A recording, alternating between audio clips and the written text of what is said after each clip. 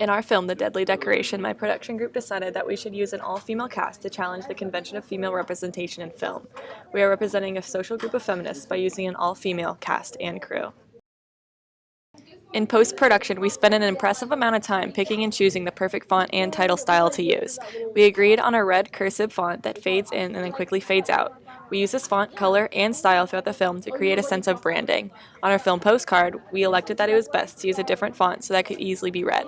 The snow globe is our most important and common aspect of branding. It is seen in the opening sequence, film website, and film postcard. The Deadly Decoration film engages with the audience by having a fast-paced plot with a large diversity of shots.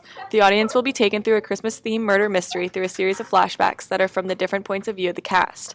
The audience should expect a plot twist in the end with lots of on-the-edge-of-your-seat moments along the way. Our film was made to be shown at a film festival. My production group integrated many technologies, software, hardware, and online that we used in this project. For software, we used Final Cut Pro 10 to edit our film. We were privileged to have such a professional software at our disclosure. It was very easy to learn and use. It provided all the functions and more that we needed to complete our film.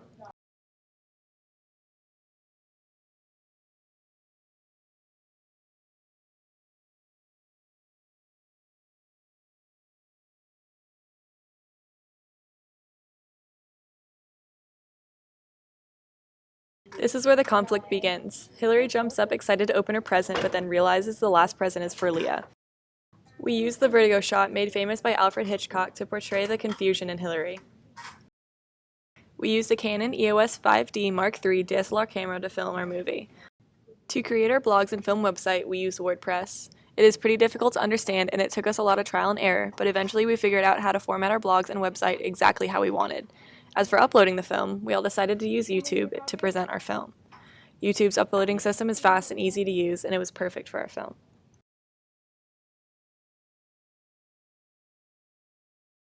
Also, we worked with a lot of different types of lighting in order to get the specific effects that we wanted in certain scenes. Working with the lights was really beneficial to how our film turned out.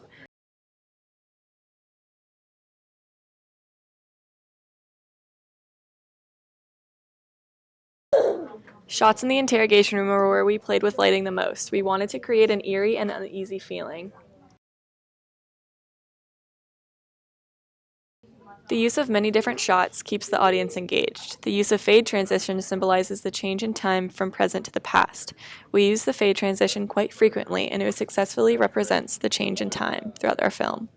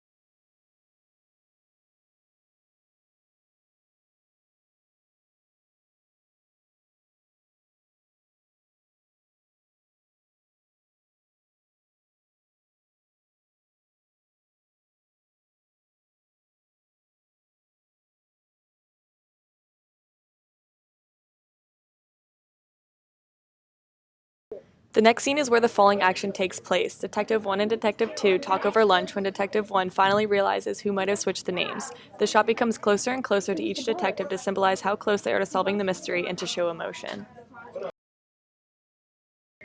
We don't identify who the last subject is right away. We create mystery by only showing a close-up of their hand and feet.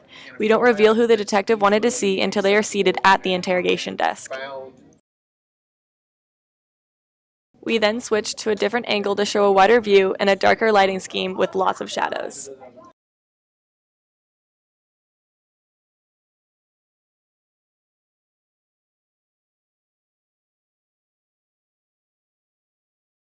We then switch to a shot that the viewer has seen before, but not in this way.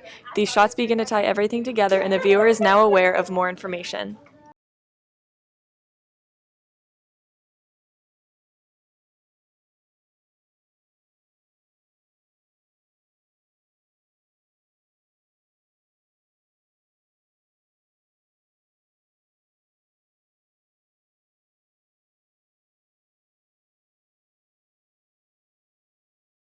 We end our film in the interrogation room. Rebecca is left at the table, clearly upset, while Detective Wynn walks out of the room.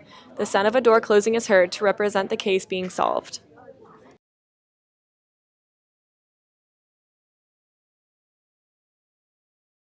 Our ending credits are in the same style, font, and color scheme as our opening credits. The color red and cursive writing is part of our branding, and we all agreed that it was important to be consistent.